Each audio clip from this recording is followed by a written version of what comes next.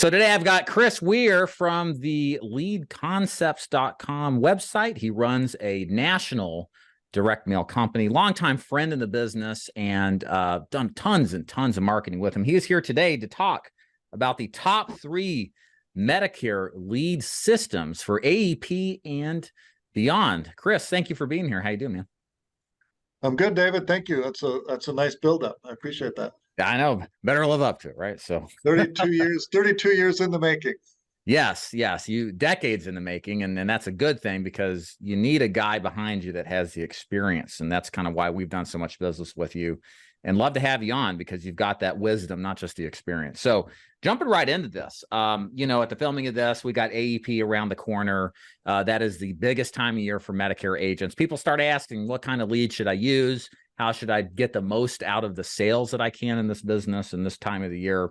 And that's what we're talking about today. So the first method we've got here is what we call the turning 65 approach. Can you give us a breakdown on what that is and how leads work within that segment? The turning 65, the 64 and a half year old, it's the thing that's pulling the most for a traditional lead gen mailer. I've been in the lead generation business all these years. Response rates have been falling, but less so in the 64-year-old market. So what's working now more is the 64-year-old. And we focus that mail to the folks that are at 3 months before, all the way out to 9 to even sometimes 12 months, but typically 3 to 9 months, that 6-month window there. You've got some people that aren't ready to decide, but they'd like to meet somebody and learn about it. And we got some people that have procrastinated all the way to the end and avoided the decision, and now they have to make a decision, and that's a perfect time for you to be in there. But the 64-year-old lead gen market, yeah, we're buying the data of those folks that are ready to age in, printing the ad, mailing it out. The senior fills out a card and mails it back, and we scan it and email a PDF to the agent every day that we get them. One of the things we've done to combat the response rates falling off is that we have tested and tried a number of different approaches to adding a QR code to our mailers. And what we found is that when we add a QR code, let's say your QR code that might go back to your website, the agent, my customer's website, that's where responses go to die. Our QR code, after all sorts of testing, it's simple and it's clean and it doesn't say very much, but it captures name, address, city, state, zip, cell phone, and email address. And once they click submit on that after scanning the QR code, our customer gets that lead instantly. So you're going to get some leads instantly for folks that click that QR code. And we've absolutely seen a small bump, 3, 4, 5 extra leads coming in on that QR code. So we're getting leads in the mail and we're getting leads on the QR code. And we can even put the agent's phone number down there on our mailer as well. So they may just pick up a phone call here and there, but they do have to answer the phone. You know how that is these days. So how about you and I were talking about the local branding strategy. Now, I think this is really exciting because this is unlike the traditional methodology of a business reply card that goes out to the client, they tear it off and then send it back.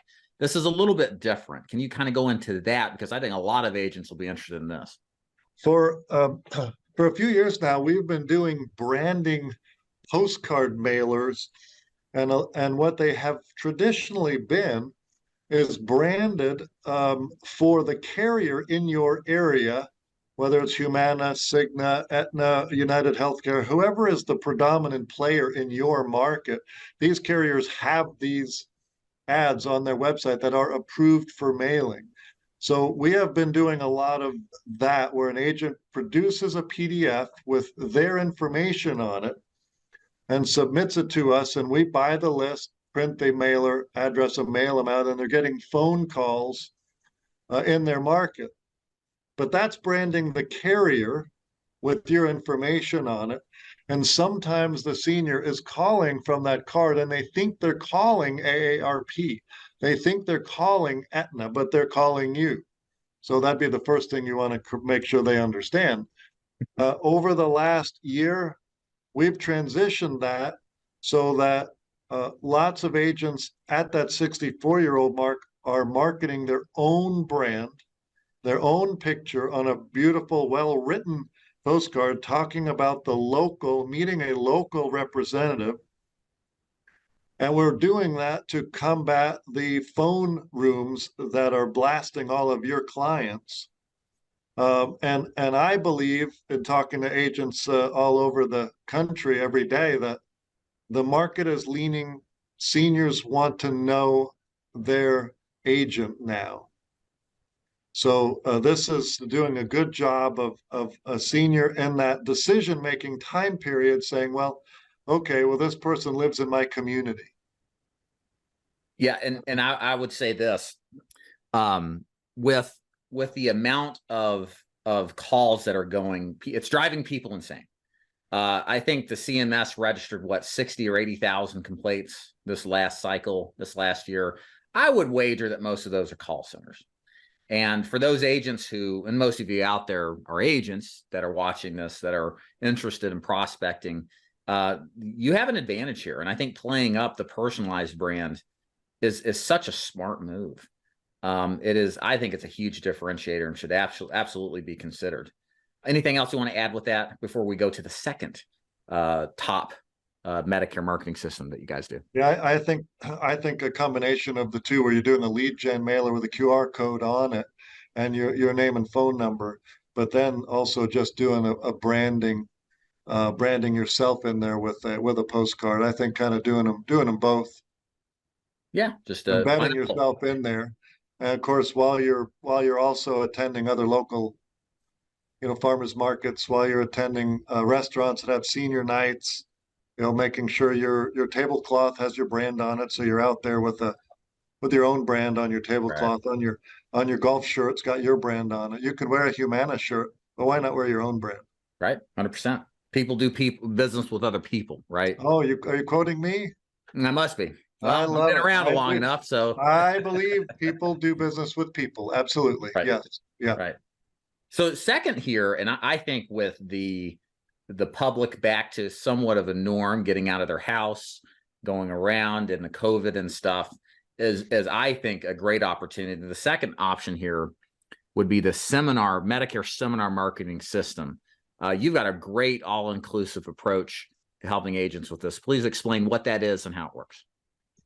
Well, I'm proud of it. It's been built to simplify it for the agent. Once the agent determines where what restaurant they want to do this event at. This is a Medicare 101 to the 64-year-old, and people are coming out for these dinners. They are dinners.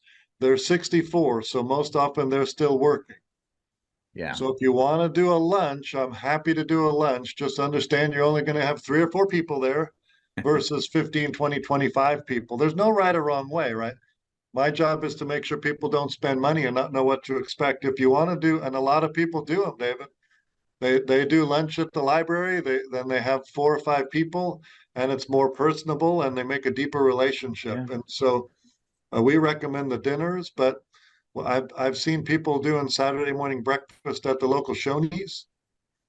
But we do the artwork for you. We do the printing, mailing. We take the phone calls and RSVP these folks into your event for you, and then we call them back a day before.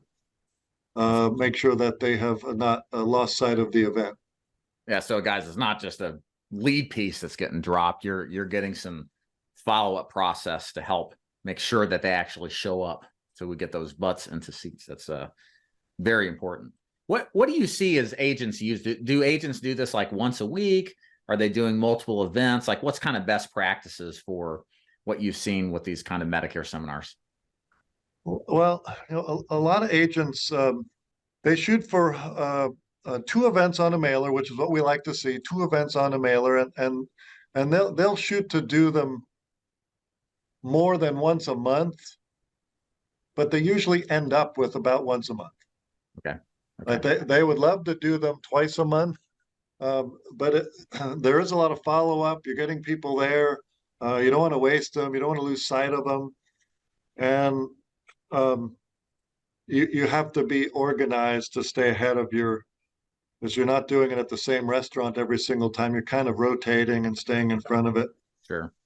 So if you're doing one mailer for one event every month and it's got two different dinners on it, a Tuesday and a Thursday and a Tuesday, that's most of our consistent folks are doing that, and it's a manageable approach.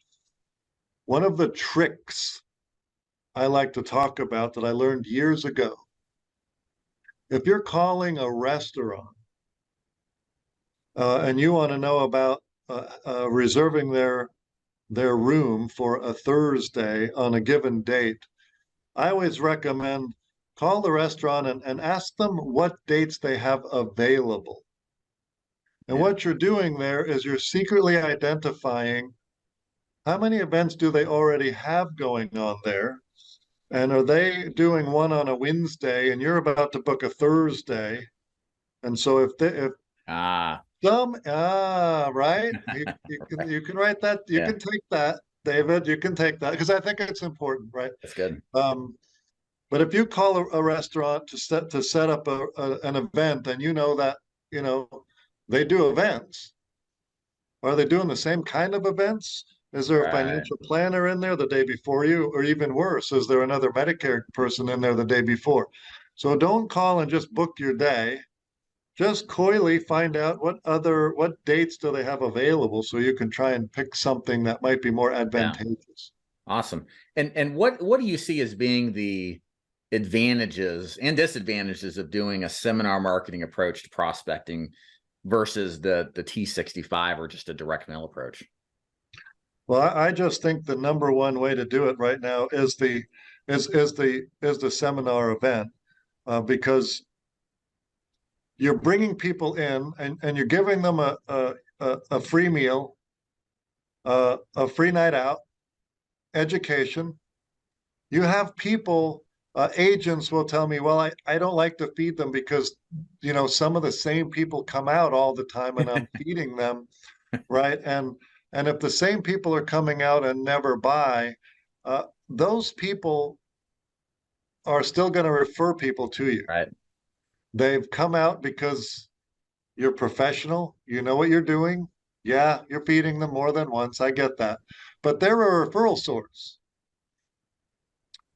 The big thing I hear, David, is I had 15 people there, but most of them were still working, so I couldn't do anything for them. And that's when I remind them, if they're still working, we want to meet the HR department for the company they work at. Yeah. If we're thinking big, I just did an event in Arkansas. I was on stage and I said this. If you have a room full of people that are 64 and they're all still working, what if one of them works for Tyson Foods? What if one of them works for Dillard's?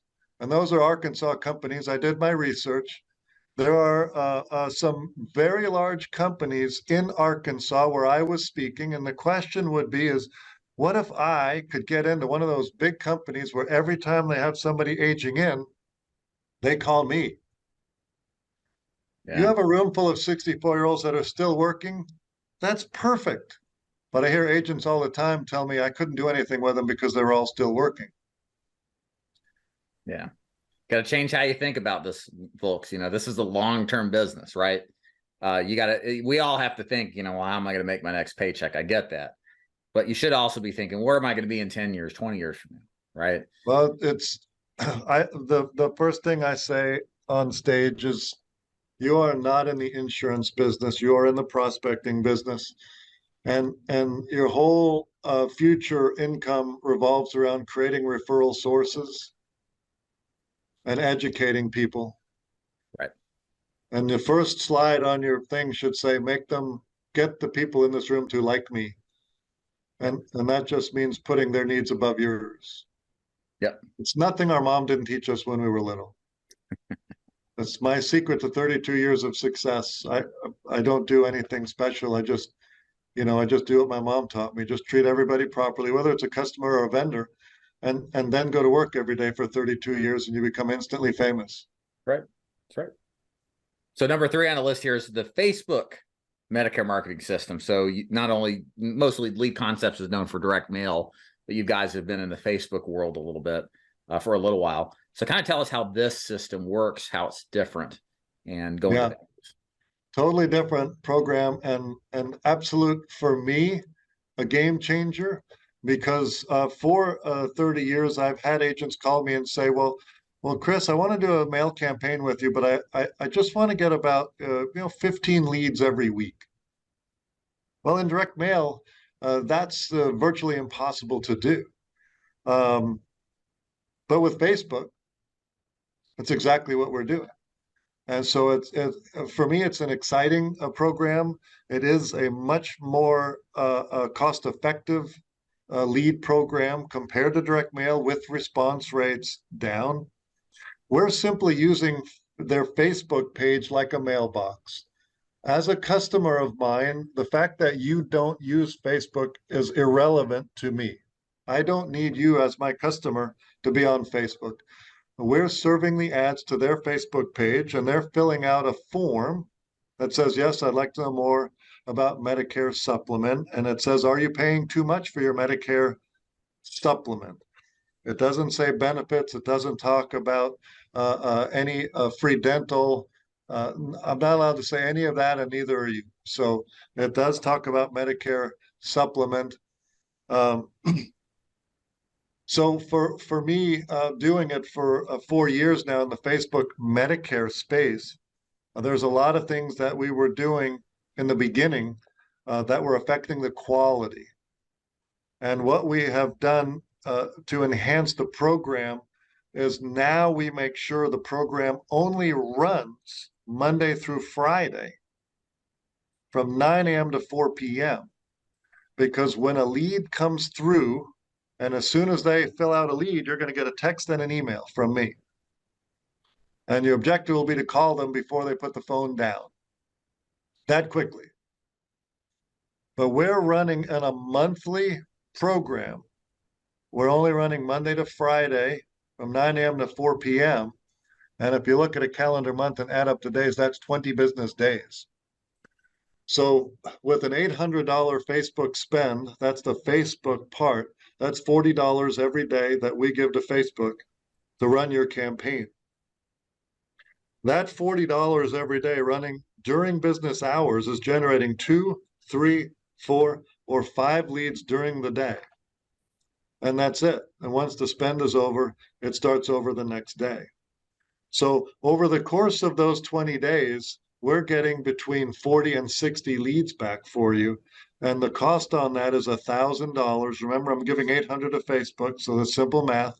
200's going to me. The first time you order, it's a $250 setup fee to get all of the stuff built and laid out so that the leads are coming through properly. But beyond that, it's $1,000 a month in perpetuity. And we've got people turning on the platform and staying on the platform because they're getting a perfect drip every day and only during the business day. So they can clean up at night, they can clean up during the weekend, and they can be ready because on Monday morning, it's starting all over again. Is this structure set up to the local agent, or are you targeting like on a statewide basis? How is the targeting element working with Facebook? Right. It's not done on a whole state. No, the assumption is more local. It does require, a certain amount of population to get a nice cost per lead. I can't mail or focus on an entire state for $1,000 and use up the whole state. But if we just said Nashville, is that Davidson County? Yeah, right. Hey, right? Good. So we might just take Davidson County as an example. But if you got out into the rural areas, we might have to take 5, 6, 7, 8 counties in that area to make sure we had enough population to draw a nice cost per lead. Right. So it's just going to depend on the market, how big it is. Depends on the market. Yeah, yeah. And if you wanted to ratchet it up during AEP, we could increase the spend and the population to get more leads. Okay. Just depended. Like if you don't have other things going on and you said I need to do more, you can ratchet it up for a month and then ratchet it back down the next month. So there's some But flexibility on ad spend and the desired volume. I can't go below the $1,000, but we do Right. have people that are doing more. Gotcha. Perfect. Wonderful. So a couple other things we want to hit on here, I think are just related to the whole sales processes, the compliance side, specifically on the marketing side of things. You know, this is always a question about this time of year. People are freaking out. You know, they're clutching their chest. They don't know what's going to happen. What can you say in your leads? What can't you say? Give us a little talk on compliance. Take this wherever you'd like to, whatever you think agents need to hear.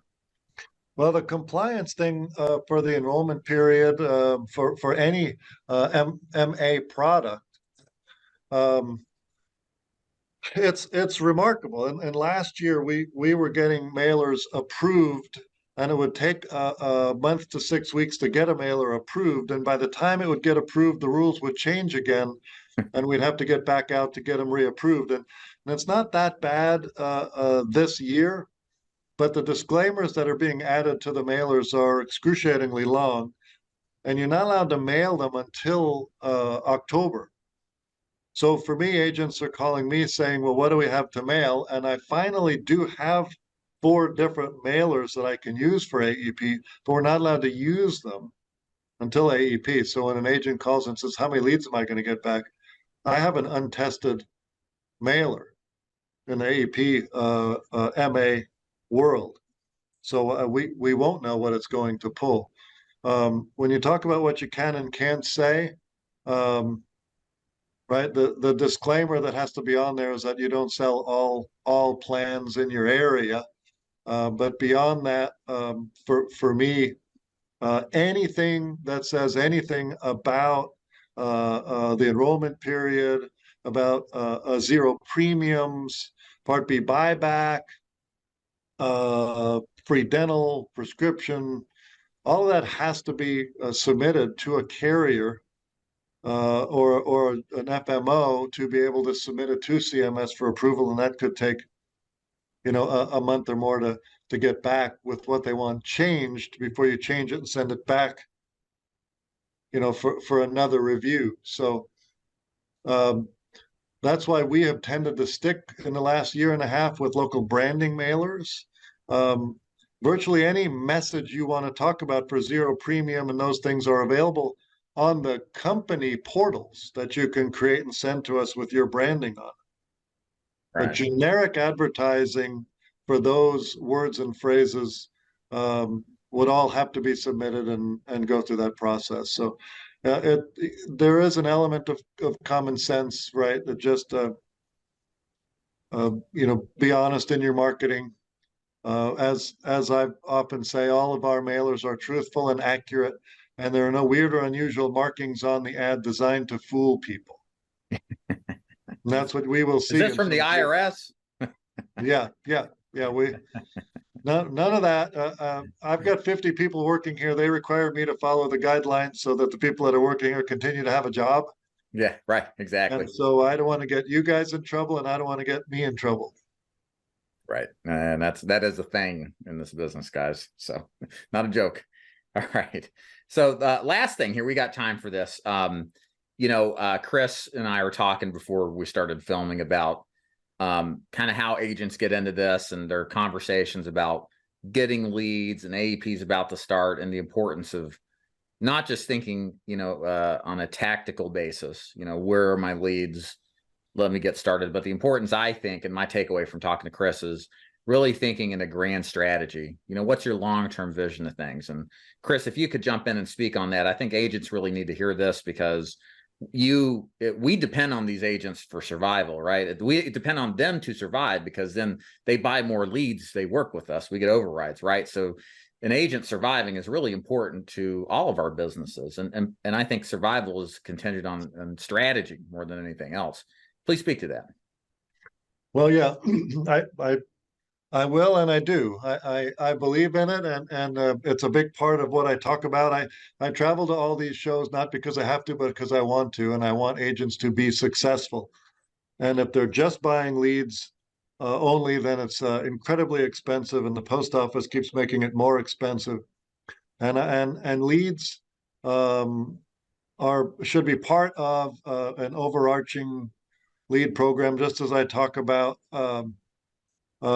in the 64-year-olds and meeting businesses. I've got 50 lives here, and every year or two, I have somebody who ages into Medicare, and I've got an agent that I call that comes and sits down and explains it, and it saves me money and it saves them money Yeah. because they can come off my plan. So creating those relationships, being in your community and creating referral sources, whether it's with financial planners that don't offer your products, or property and casualty folks that don't offer your products, and you can share referrals. Um, there are restaurants that do senior nights, managed care facilities like Centerwell. They want relationships with local agents because seniors come in there and they can get right in and see a doctor. But if they don't have a Medicare Advantage plan, they need an agent to really write that almost on the spot. Right. And I do get a lot of people raise their eyebrows when I'm in front of 100 people on stage and I say that. And there's so many referral sources that people don't know about.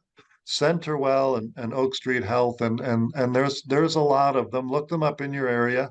Uh, there's a big uproar that agents are not going to be able to get to Walmart this year, but there are a lot of local pharmacies in your area.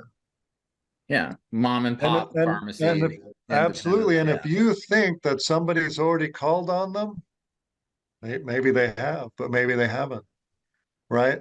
You just have to go in and ask the question and create the relationship. And somebody may have called on them and they agreed to it, and then ends up not showing up. Right. So you got to meet the local pharmacies, be at these events. If you're going to do a 64-year-old seminar, uh, pick a restaurant where you have a local owner rather than a national franchise, and meet the owner. Yeah. You're bringing people into the community, to eat there. So um, it's a long-term view, and you can still use leads. Right. But the objective for me is when I get a new agent, how long will it take me to help that agent reach what I call critical mass, that point in which they have so many clients that they don't need me anymore. They're working their clients, which is their best prospect pool, is their clients. Retention. We do direct mail marketing to your clients twice a year with postcards announcing different things going on in your world to them with your picture on it, because I can't help you grow if you don't have a plan for retention. Right. So we do very small mailings sometimes to your clients, and we're happy to do that. We do it all the time. Everything that you do should be creating referral sources so that you're not buying leads unless you just need to fill a gap here and there. Order leads 4 times a year, not 12. Right. I'm a believer in it. And we're doing more mail than ever, and we can go beyond that if we want to talk about, when you get to a spot where you're making more money than you need, that's when you call me and I'll tell you what books to read and what you should be doing with your money, generating wealth from the income you're making, and you're buying things that are making money, not buying things that are, buying stocks or mutual funds Right. or, real estate, those things. I, in my life, have made much, much more money by doing the right thing with the money I've made in lead generation. I've made much more money doing that than I have actually getting my paycheck from lead concepts. And I talk about that all the time. Yeah, that's why I like you, Chris, is because, you've got the right mindset. I thankfully tapped into that. Is if you just help your people, it may not always be in your best interest. I mean, you're telling us here flat out, you may not need me at some point to the same extent because you're so successful. You've built your agency up and you have clients. That's when I know I've had success, is when you don't need me anymore. But guess what? Somebody's going to come and want you to train them. Yeah, and guess what? And that's the When you thing. need me again. So And that's why, yeah, and that's how a business lasts and is successful, is because they see the long-term vision. It's not just from one sale to the next and do what I can to keep it. It's how can I make this client, or customer, a client for decades? Because if it's not the direct sales, it's going to be the referrals, like you said. Chris has treated me right, has been honest for all these years. You can't say that with all vendors or lead vendors or whatever, anybody in business. So when you find those people, it's important. And the last thing about strategy, I think what's cool about kind of what you've described and this kind of grander vision of things. I mean, even the direct mail systems that you guys do and the Facebook systems, they are strategic in nature. It's not just a mail drop. There's some thoughtfulness that go into it to maximize response and to get the most out of it versus just a drop, right? Because anybody can do that. So the Facebook platform having our lead nurturing attached to it, where when a senior fills out that Facebook form, we're texting and emailing them 8 times over a 24-hour period with your name, phone number, and email address. Each one of those 8 messages is slightly different call to action, hoping that something in there will resonate with them and they will stop and call you if they didn't answer the phone when you called them. Right. I'm super proud of that. Yeah. And you need that because tons of people are calling these people. You got to have some differentiating aspects to get their attention. So, Chris, people who are watching this, where can they go to learn more about your products and services and to get started with you? I think the best thing to do is you can go to the website at leadconcepts.com, but I would say, and I'm in 7 different cities in 7 weeks, and so I'm on stage a lot, but my cell phone always works. And if you will text me, I will make sure that you get connected to the right salesperson in my organization. We are 50 people, and I do want to talk to you, and I will make every effort to do that. I might, when you text me, connect you immediately to my head of sales. But make no mistake, if you text me, you will get a response very quickly from me and my team.